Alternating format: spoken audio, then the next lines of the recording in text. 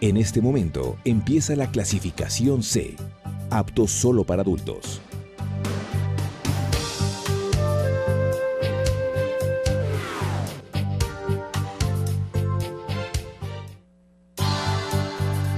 El siguiente programa es clasificación C, apto solo para adultos. Categoría I, informativo.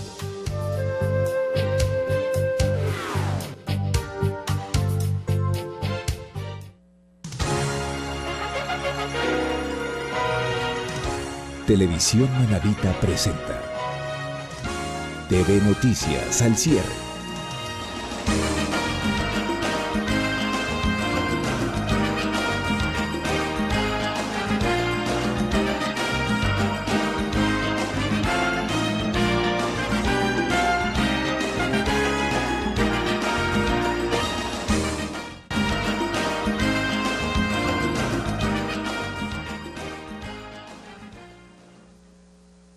Estimados televidentes, buenas noches, bienvenidos y bienvenidas a su espacio de Noticias al Cierre. Hoy estamos iniciando una nueva semana de actividades a los tiempos que estamos nuevamente aquí en pantalla, claro, luego de unos días de un feriado bastante largo, 4 días de descanso, de asueto. Todavía hoy Manta sigue celebrando, así que enhorabuena por todos nuestros queridos mantenses que están disfrutando de este último día de feriado. Ya nosotros, el resto de la provincia y del país, por supuesto que iniciamos labores con entusiasmo, con mucho ánimo y con las energías recargadas de todos estos días de descanso. Nuestros balnearios, nuestras playas, como siempre, estuvieron llenas, no tanto como otras ocasiones. Entiendo que incluso hay un estudio que más adelante estaremos presentando respecto a la cantidad de visitantes que tuvimos en Manabí, pero en términos generales, sí, hubo un feriado bastante aceptable, bastante positivo, bastante bueno, considerando que pese al tiempo que ha transcurrido todavía esta provincia no se recupera del tema de la famosa reconstrucción. Ha habido dinero, entiendo que sigue habiendo dinero, pero no sé qué pasa, a veces no hay celeridad en los procesos. Mucha gente sigue reclamando casas, mucha gente sigue reclamando que se pueda de una u otra forma reactivar el tema económico. Aquí mismo en Puerto Viejo, por ejemplo, hay un grupo de comerciantes que están pidiendo que se reactive la zona comercial de la ciudad, sobre todo el centro propiamente dicho, conocido antes todo lo que circundaba el ex centro comercial municipal, y para ello están pidiendo que se pueda incorporar en ese sitio la llamada Naviferia. Pero son propuestas que salen de diferentes sectores, así como hay otros sectores que coinciden o que consideran que el ex aeropuerto Reales Tamarindo sería o es el lugar apropiado para realizarse este tipo de ferias, ¿no? En todo caso, siempre se dice que hay para todos, pero quien regula el tema de la utilización de los espacios públicos, que viene siendo el CAS cantonal, es el que tiene la última palabra. Serán ellos quienes al final del día determinarán si realmente es procedente o no, si es viable, si es factible, si es recomendable y aconsejable que haya una naviferia en un lugar, en el ex Reales Tamarindos aeropuerto, y otra en el ex centro comercial municipal. Sin embargo, es importante siempre que las autoridades escuchen pues a los proponentes, escuchen sus argumentos, no cerrarse y decir simplemente no se hace.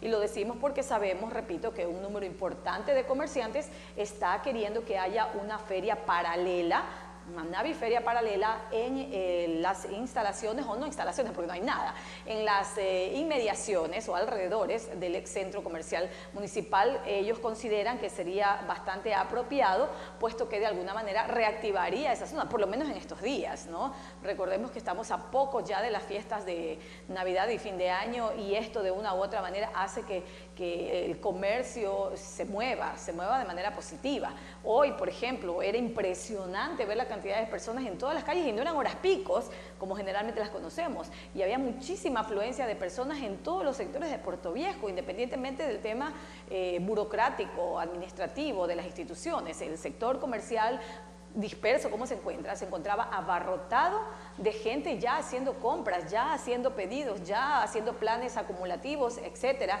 para poder prepararse en estas festividades. En todo caso, pues yo creo que, repito, con esto finalizo esto, el alcalde de Puerto Viejo y los demás alcaldes también deben escuchar a los diferentes sectores sociales. Es importante que sepan cuál es su sentir, que expresen lo que manifiestan y si hay la posibilidad o no de poder hacerlo. Y si no la hay, que den alternativas. Pero la cosa es reactivar la parte comercial, reactivar el tema económico. Hay muchísima gente que está todavía prácticamente de brazos cruzados y lo peor de todo es con un chorro de deudas encima. ¿Y qué hacen? ¿Qué hacen con esas deudas? Porque a ellos no se les ha condenado y es que tampoco quiere que lo hagan. Ellos lo que quieren simplemente es que se den las posibilidades de trabajo para poder pagar lo que deben. Así de simple, pero con tasas de interés bajas, no con esas tasas que actualmente se manejan, que son realmente difíciles para ellos. En todo caso, pues vamos a estar a la espera para ver qué sucede. Les anuncio nuestros invitados esta noche. Me dicen por acá que ya tenemos a 2 invitados y ya específicamente se los digo. ¿De quiénes se tratan? El ingeniero Jorge Intriago, él es presidente provincial de la Unión Nacional de Educadores de la provincia de Manabí, obviamente, y también tengo al abogado Walter Garcés Moreira. Él es coordinador provincial de Unidad Popular. Nos vienen a visitar esta noche acá en los estudios de Televisión Manabita para conversar temas relacionados con sus actividades. Mientras tanto, vamos con las notas informativas que a continuación tenemos para ustedes. Mucha atención. Las autoridades en la provincia de Manabí, en la siguiente nota, dan a conocer cuáles fueron los resultados de todo el trabajo que se realizó, trabajo interinstitucional para poder garantizar un feriado seguro. En rueda de prensa se dio a conocer los resultados de la labor policial durante el feriado. Lamentablemente existió un homicidio en el sector de Poza Honda, donde Honorato Vázquez, ventajosamente el accidente de tránsito del día de ayer, que también hubo un fallecido, pero podemos decir que en comparación con el año pasado, ha existido una reducción de índices de violencia, criminalidad y de accidentes de tránsito. Varios ciudadanos que se encontraban detenidos por este delito han sido puestos ya en libertad, entiendo, cumpliendo su pena.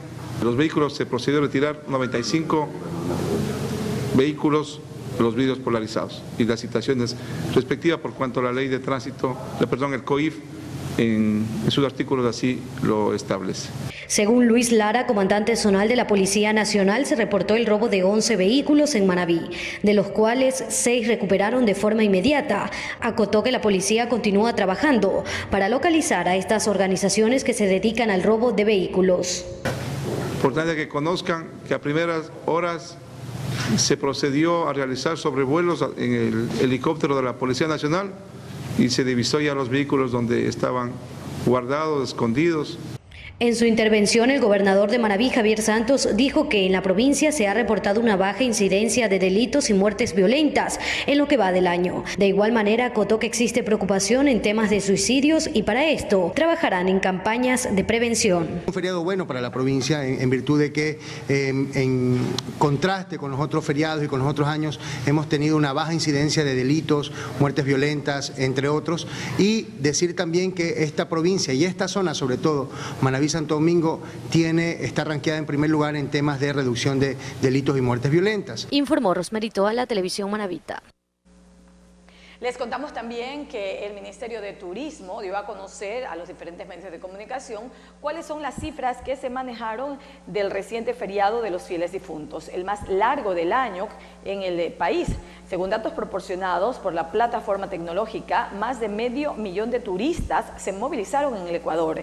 Los destinos turísticos más visitados y preferidos, escuchen bien cuáles fueron la capital de la República, Quito, que concentró el 10% de los viajeros, Atacames el 8%, el 3% Guayaquil y también Manta, pero solamente con un 2% que apenas recibió en este feriado, realmente poco en comparación a otros. Pero en todo caso, esto fue lo que hubo en cuanto al informe que se dio a conocer por parte del Ministerio de Turismo. Ahora les contamos que el intendente de la provincia de Manabí, Javier Santana, también dio su punto de vista y sobre todo su informe relacionado con el trabajo que realizó la intendencia y dijo además que pese a que hay peticiones, no se extendieron los horarios de atención en los diferentes centros nocturnos. Fueron 174 eventos a nivel de toda la provincia que mantuvieron el horario establecido. No hubo nunca una extensión de horario, más bien se lo realizó y no hubo una extensión de horario para evitar problemas en la seguridad. más bien un feriado que se buscaba la tranquilidad, eso es lo que digo, era un filo de difuntos, a veces había también el tema de independencia de Cuenca, pero nosotros como provincia salimos excelente, hubieron controles en todos los eventos, los comisarios de policía estuvieron activos 24/7 durante los 4 días del feriado y tuvimos realmente excelentes perspectivas de lo que se venía del feriado y logramos mantenerlo, ¿no? Recordemos que previo a esto tuvimos un plan de contingencia elaborado con todos los miembros que regulan y están velando por la seguridad, ¿no? Y eso agradecerles también a ellos, Policía Nacional, CTE, Riesgo, justamente, ECU 911, que también nos pasaba los reportes a diario. Entrevista en TV Noticias.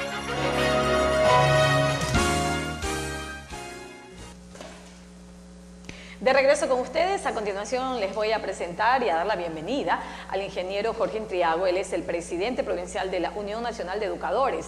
Ya no voy a decir extinta o ex-UNE, porque bueno, hay un proceso judicial que prosperó positivamente para quienes forman parte de la UNE, y digo forman parte porque ellos consideran que la UNE nunca dejó de existir. ¿Cómo le va, ingeniero Intriago? Bienvenido, buenas noches. Querida abogada, buenas noches a la teleaudiencia de Canal 30. Bueno, cuénteme cómo es que ustedes ahora se sienten luego de que la Unión Nacional de Educadores, ustedes que tanto estuvieron pendientes de que se restituya los derechos de esta organización. Bueno, acabamos de regresar de un victorioso Congreso Nacional de la UNE realizado el 20 de octubre en la ciudad de Quito, donde la Universidad Central, en el Coliseo, estuvo totalmente lleno, todas las delegaciones de las provincias estuvieron presentes y realmente estamos en un proceso de recuperar la personalidad jurídica de la UNE. A nivel de las provincias ya hemos ido recuperando la legalidad. Manabí ya tiene la personería jurídica a nivel provincial y tiene también 10 cantones que tienen ya recuperada su personería jurídica. De tal manera que este es un proceso que se está haciendo desde abajo hacia arriba, desde los cantones, las provincias, y justamente el Congreso Nacional de la UNE tuvo como propósito dar lectura y aprobación a los estatutos y a todas las resoluciones que el Congreso dictaminó, y este proceso culminará justamente con la entrega de documentación en el Ministerio del Trabajo. Debemos recordar que la UNE está recuperando su personalidad jurídica en el Ministerio del Trabajo. Tengo 2 preguntas, pero súper puntuales. La primera, ¿qué consideran ustedes que perdió? No sé, que perdieron, no voy a determinar sectores específicos, pero ¿qué consideran ustedes que se perdió con la desaparición o el retiro de la vida jurídica de la UNE? ¿Y qué consideran ahora ustedes que van a ganar o que se va a ganar con la restitución de esos derechos? Bueno, el mayor daño que ha recibido la organización, y yo diría todos los sectores sociales, todo el entramado social, el tejido social fue disperso, diluido por Correa, y a nivel del magisterio, la disolución de la UNE y el proceso de liquidación de sus bienes trajo consigo una dispersión del magisterio, un estado de terror implantado en contra de los maestros. Pero se creó la red de maestros. Se creó la red de maestros donde se consideraba aplaudir. que ellos realmente acogían lo que eran los intereses de los maestros. La división del magisterio fue lo que en definitiva provocó el gobierno de Correa. Recordemos que la red de maestros no es una organización que nació por instancia, por iniciativa de los maestros de quererse organizar, como sí nació la UNE en el 74 años por la necesidad de defender la profesión docente.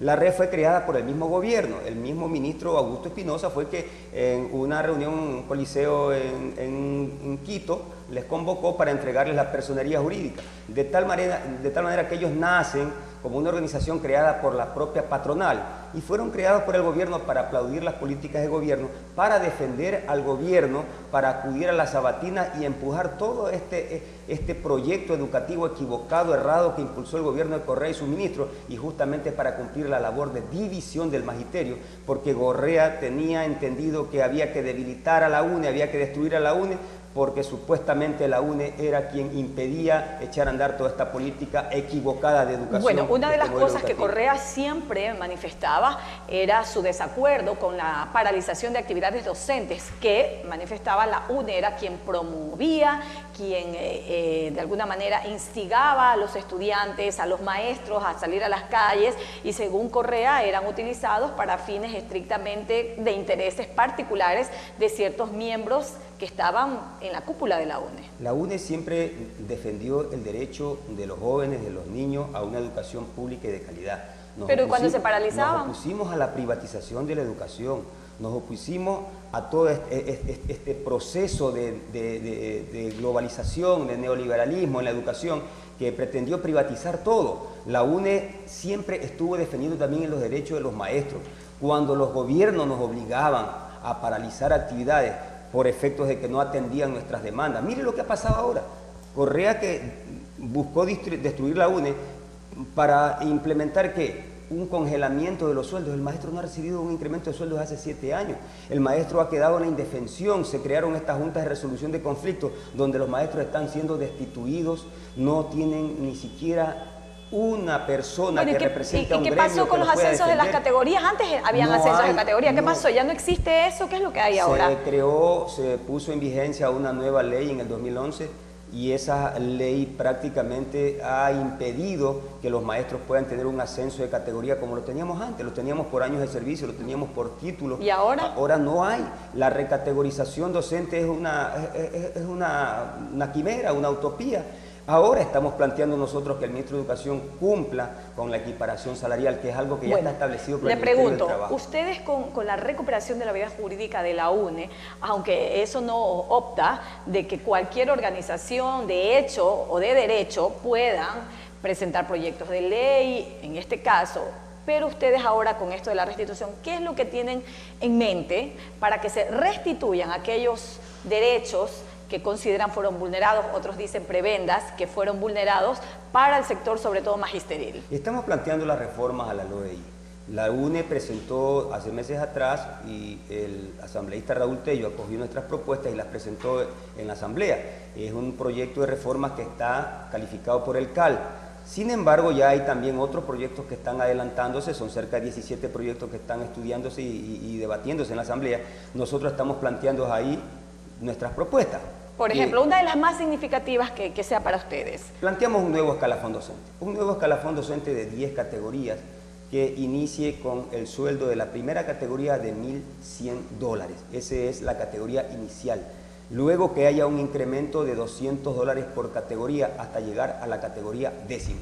Que se elimine este escalafón docente por letra, que finalmente en el 2015 fue mutilado. Habían 10 categorías y resulta que quedaron solamente 7. En el 2015 las reformas eliminaron las categorías H y J. Pero miren lo que ha pasado.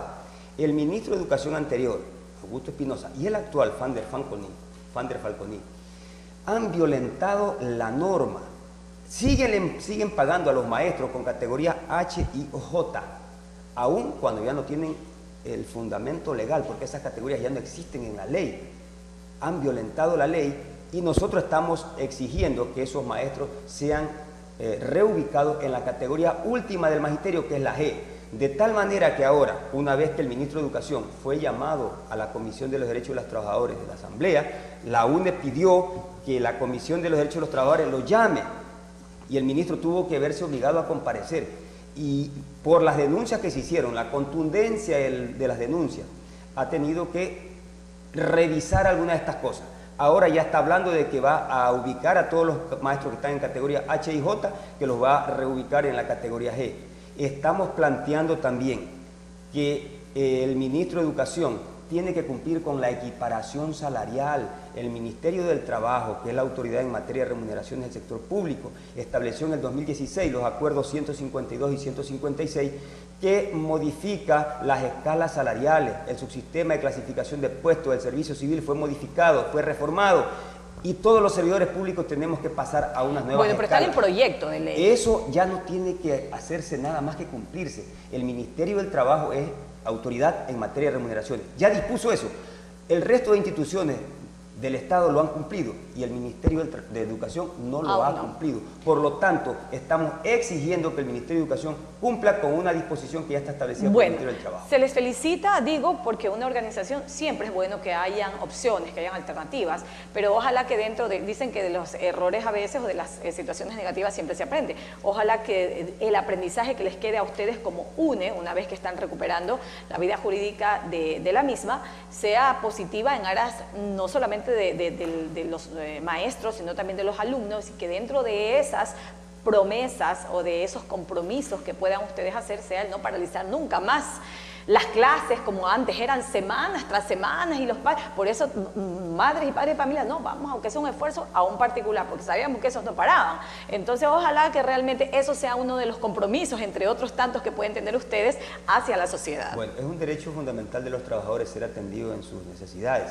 Si el patrono no cumple con lo que la ley establece, el derecho al reclamo, el derecho a la paralización, el derecho a la resistencia, el derecho a la huelga está establecido correcto, en la pero no en horas de clase, sí lo pueden hacer, porque de hecho se lo hicieron algunas veces. Nosotros no es que empujamos ni estamos patrocinando ni promoviendo la paralización, pero lo que estamos exigiendo es que nuestro patrono, el Estado, el Ministerio de Educación, cumpla con los maestros, con lo que está establecido en la ley. Mire lo que está pasando. Yo quiero aprovechar, se me acabó el tiempo. Yo quiero aprovechar solamente para denunciar lo que está pasando.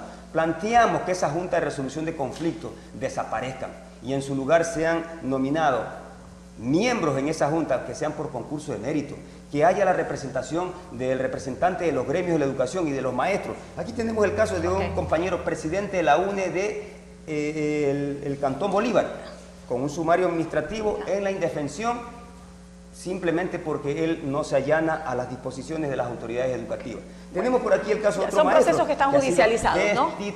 ¿Pero son procesos que están judicializados o están en el sector administrativo? Tenemos el caso aquí de un compañero contratado por 10 años que lo han dejado fuera del contrato. Un compañero que tenía como garante una deuda y le han aplicado, le han dejado fuera del contrato, dije porque él es un deudor del Estado, cuando ni siquiera le han dado el derecho a la legítima defensa, se ha incumplido el debido proceso. Y este es un compañero que tiene una esposa que estuvo embarazada con alto riesgo el embarazo, que tiene un hijo que nació prematuro y aún así le han quitado el derecho al trabajo. El distrito Portoviejo lo ha dejado fuera del contrato y eso es un acto inhumano, que realmente no se conduelen de la realidad. Por eso es que nosotros planteamos que los maestros necesitan tener el derecho a ser defendidos por los gremios. Así es, cada caso tiene su particularidad y si están dentro de lo que es el tema administrativo, pues habrá que agotar eso y luego también pueden tener o acceder a las instancias judiciales. En todo caso, siempre habrá una posibilidad de defensa. Gracias, ingeniero, por haber estado con nosotros esta noche. Vamos a nuestra pausa publicitaria. Al regresar tendremos otro más invitados, así que quédese con nosotros y ya volvemos. Entrevista en TV Noticias.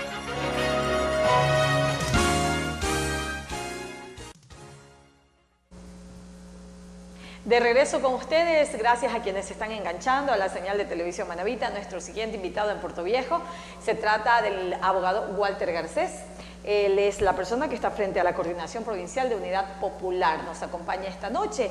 El tema político, hemos conversado con muchos amigos, amigas, con la gente y decimos, bueno, ¿qué pasa con el tema político? Porque es que se ha retrasado tanto los anuncios, los avisos, se hacen alianzas, se desbaratan alianzas y así, pero todavía no hay concreciones en firme en cuanto a candidaturas. ¿Pasa lo mismo en Unidad Popular? Con esa pregunta arrancamos esta entrevista. ¿Cómo le va? Gracias, doctora. Buenas noches. Un saludo a los televidentes en la provincia de Manabí. Bueno, con respecto a Unidad Popular, le comento que nosotros en un gran consejo provincial de Unidad Popular desarrollado en el Consejo Nacional Electoral, decidimos, la militancia, la dirigencia, la base del partido determinó que se establezcan como precandidatos o precandidatas a las diversas dignidades de elección popular en el caso de Portoviejo y de la provincia de Manabí. En el caso de la provincia de Manabí se decidió de que la compañera Mary Zamora García sea nuestra precandidata a la prefectura de Manabí y en el caso de Portoviejo a la alcaldía, la precandidatura de la economista Ana Pilay Tejena.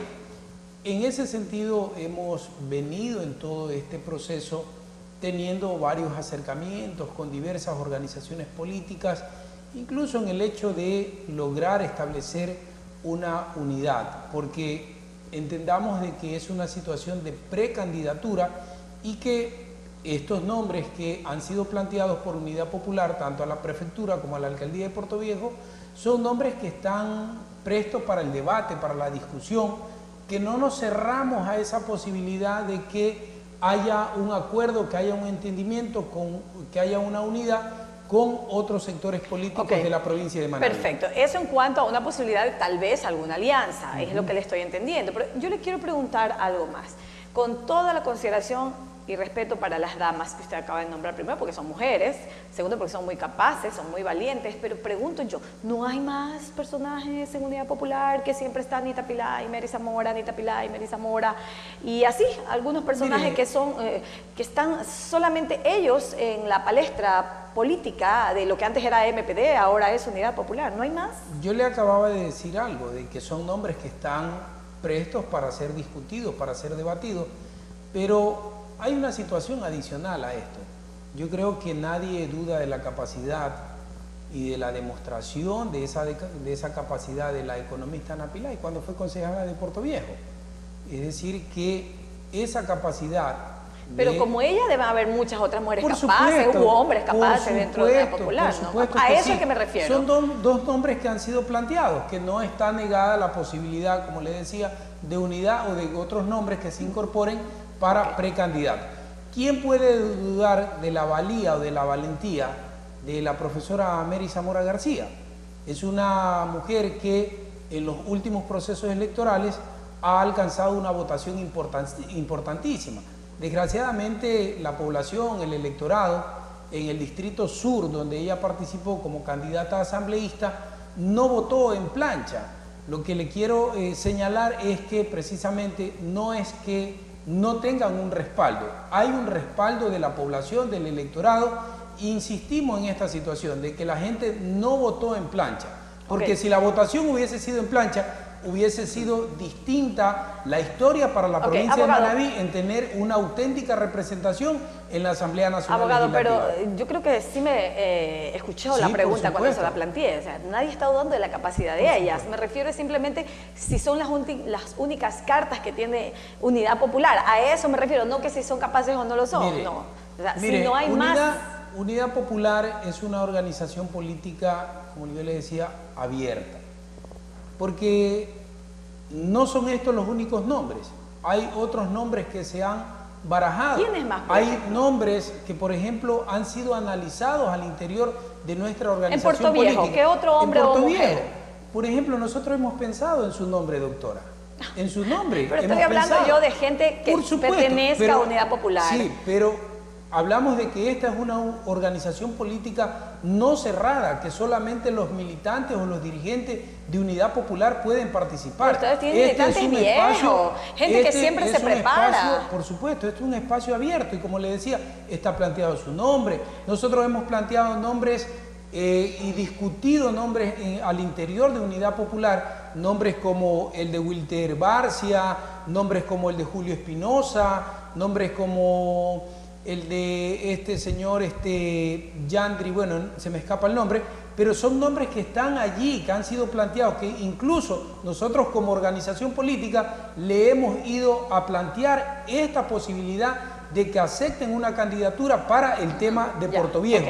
Y también en el caso de la provincia de Manabí, lo que yo le decía, no estamos cerrados a esta posibilidad. Bueno, ¿y cuál sería en este caso la cercanía o tal vez lo que tuvieran tal vez con otra organización política? Se me ocurre, ¿no? Alguien de izquierda, suponemos, o de centro tal vez, que habría la afinidad para poder hacer. ¿Tienen en mente alguna organización o no quieren adelantarse? Doctora, aquí porque ya estamos sobre el tiempo. Mira, aquí lo que se trata, doctora, es de levantar una propuesta. Es levantar una propuesta viable para la provincia de Manabí, una propuesta viable para el cantón Puerto Viejo. Y yo creo que esa propuesta debe estar precisamente encaminada, en el caso de la provincia, a la reactivación del campo, pues. Está totalmente quebrado. El tema del riego en la provincia de Manabí, la falta de riego, el problema de la vialidad rural, que no ha sido atendida a cabalidad. Hemos tenido 12 años de administración del ingeniero Zambrano y sin embargo estos problemas de los cuales aquejan a la provincia de Manabí aún no han sido resueltos. Entonces, aquí necesitamos levantar una propuesta. Por eso es necesario, como yo le decía, nosotros no nos cerramos a esa posibilidad de unificarnos con otros sectores sociales y políticos. Pero mientras tanto, ustedes como nombres, digamos que tienen ahí a Mary Zamora y tienen a Ana Pillay. ¿Y qué pasa con el resto de la provincia? Tiene 22 cantones, es bastante grande. Por supuesto que sí. Mire, en los diversos cantones de la provincia de Manabí, hasta la actualidad, Unidad Popular tiene decidido en 17 cantones de la provincia de Manabí están los precandidatos a la alcaldía de esas localidades o cantones y asimismo las listas de candidatos a concejales en esos cantones. Oiga, ¿y qué es tal? Decir, dígame. ¿Y qué tal cómo se llevan ahora? Digo, ¿no? Supongo que las relaciones han mejorado, el Partido Socialista, Pachacuti. No sé, se me ocurre, porque ustedes en algún momento se unieron todos cuando iban a apoyar al expresidente Correa, por ejemplo. Nosotros por principios, como organización política, nos declaramos como una organización que promulga o promueve la más amplia unidad con los sectores de la tendencia. Pero en ese sentido seguimos insistiendo, por ejemplo, en cantones vamos a tener unidad con sectores de la tendencia, vamos a tener unidad. Y esencialmente esto se demuestra que efectivamente nosotros como organización política planteamos esta situación. Pero como le insistía, en el caso de la provincia de Manabí nosotros ya tenemos decididas 17 candidaturas a alcaldías y concejales. Candidatos o precandidatos que ya están trabajando, que precisamente se vienen reuniendo con los amplios sectores, con los trabajadores, con los maestros, con los campesinos, con los estudiantes. Es decir que la campaña nuestra, la campaña de Unidad Popular en este próximo proceso electoral será una campaña de cara al pueblo. Se me acabó el tiempo y le quiero preguntar algo que es imperioso hacerlo. ¿Y ahora qué va a pasar con el MPD? Digo, ¿no? Porque también se les han restituido sus derechos, su vida jurídica. ¿Qué van a hacer ahora?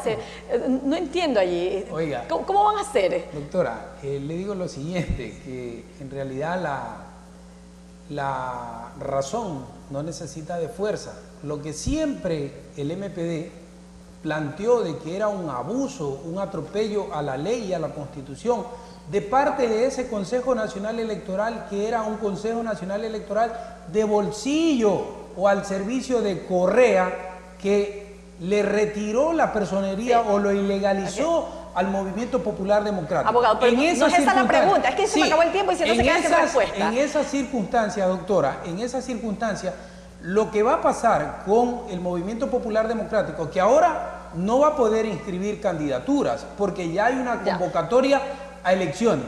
Lo que se está pensando a futuro es que haya una fusión entre el Movimiento Popular Democrático y Unidad Popular. Pero en este momento que nos encontramos, hacemos un llamado a los militantes del Movimiento Popular Democrático, no solo a votar por las candidaturas de Unidad Popular en los 22 cantones de la provincia de Manabí, sino a trabajar en el proceso electoral, a trabajar en la campaña de marzo del 2019, a fin de que ese espacio de ese proceso electoral se constituya en una victoria importante para quienes aspiran un cambio en cada una de las localidades y en la provincia de Manabí. Pero ahí sería como un híbrido ahí, medio raro va a estar el asunto. Pero doctora, vamos a ver qué pasa, porque en este momento hay dos organizaciones. Sería así más o menos, ¿no? Más allá de que no participan en el tema eleccionario, vendrían siendo dos organizaciones indudablemente. Pero ¿qué va a pasar? Yo pregunto yo. Pero no va a participar. Por supuesto, ¿son todos los que están en el MPD que se cruzaron Unidad Popular o sí quedaron unos fuera que se consideran todavía? Por supuesto, mire, Unidad Popular es una nueva organización política. Es una organización política que fue creada... ¿Y qué cree que le favorece más, Comunidad Popular o como MPD? No podemos adelantar ese criterio, doctora, porque el MPD no va a participar en este proceso electoral. Usted sabe, no quiere decirlo. Yo le tengo la respuesta, pero no se la voy a decir tampoco. Dígamela. Gracias por haber estado con nosotros. Gracias, doctora, siempre será un gusto. Vamos a nuestra pausa publicitaria, regresamos ya en el último bloque de TV Noticias con información para usted.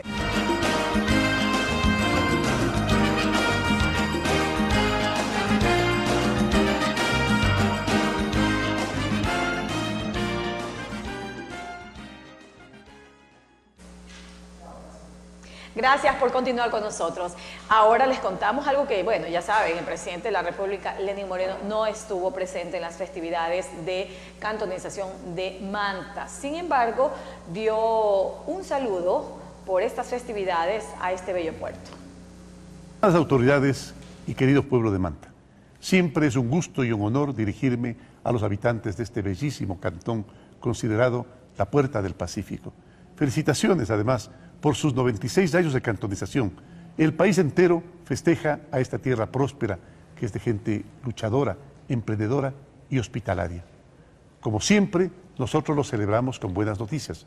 Solo para el año 2018 hemos destinado para Manta 64 millones de dólares en inversión estatal, asignaciones de ley y a través del Banco de Desarrollo del Ecuador. Esos recursos han servido para obras de vialidad, alcantarillado, VCs, reconstrucción de la terminal de autoridad portuaria, además de mejorar las capacidades generales del puerto. También están la construcción, remodelación y equipamiento de la querida Universidad Laica Eloy Alfaro y algunos proyectos integrales de vivienda. Muchas de estas obras están entregadas y otras siguen en ejecución. En el marco del Plan Toda una Vida nos preocupamos y cuidamos de nuestros hermanos que más lo necesitan. Los centros de desarrollo infantil atienden ya 7.000 niños. La misión Mis Mejores Años a casi 5.000 adultos mayores. 2.300 personas además reciben pensión por discapacidad y el bono Joaquín Gallegos Lara. Y miles de hermanos reciben atención domiciliaria de salud. La misión Menos Pobreza, Más Desarrollo entrega ayudas a más de 2.000 familias a través de bonos de crédito y desarrollo humano. La educación, que es el pilar mayor de este gobierno, atiende ya a 80.000 estudiantes y capacita a los docentes.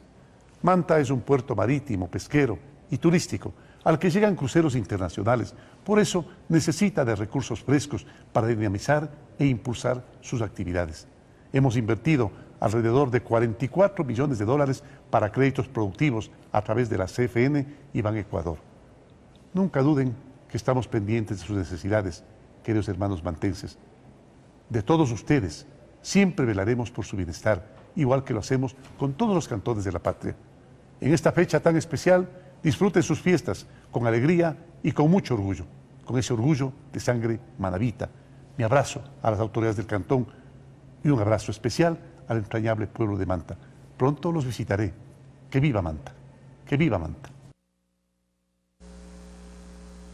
Este miércoles 7 de noviembre, a partir de las 8:30, el Consejo Nacional Electoral dará a conocer a todos y a todas, sobre todo a las organizaciones políticas, un importante taller, dentro de las cuales se dará capacitación sobre procesos de democracia interna, alianzas electorales e inscripción de candidaturas dirigidas a representantes de las organizaciones políticas que podrán participar en los comicios del próximo 2019, de marzo de 2019. Esta capacitación es clave principalmente para las organizaciones políticas nuevas creadas para estos comicios, ya que conocerán sobre los procesos de elecciones primarias previas, esto a la inscripción de candidaturas para los comicios seccionales de marzo próximo.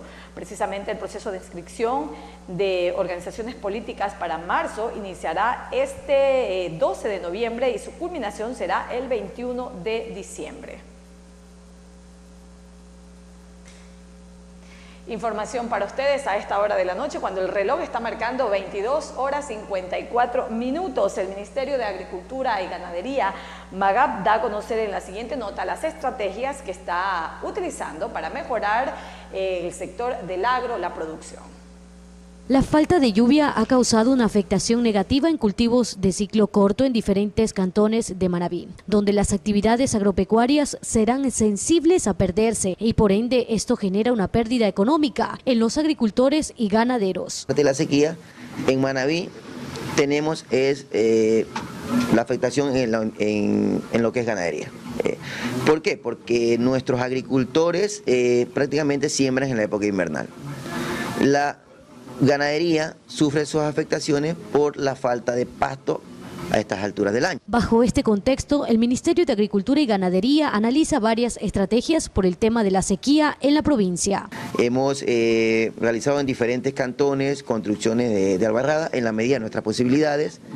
Hemos hecho limpieza de canales y el GAC provincial, a través de su maquinaria operativa y sus recursos, la construcción de pozos profundos, porque es la decisión técnica más viable y rápida para mitigar los efectos del déficit hídrico.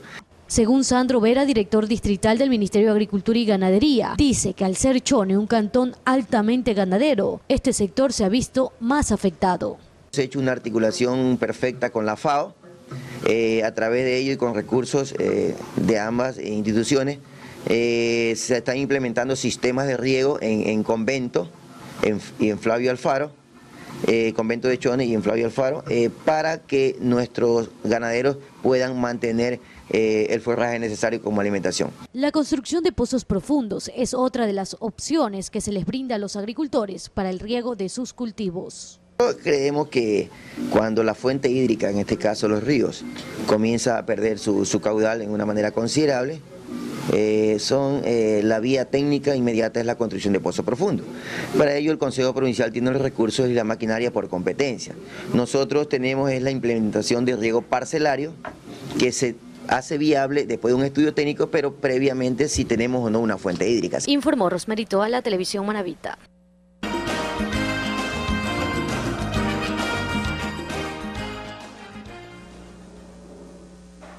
Estamos terminando nuestro espacio de noticias. Mañana, ya saben, a la misma hora, por el mismo canal. Y por supuesto, Manta ya reincorporado luego de largo feriado. Ellos más que nosotros. Pero aquí estamos. Hasta pronto. Que descansen.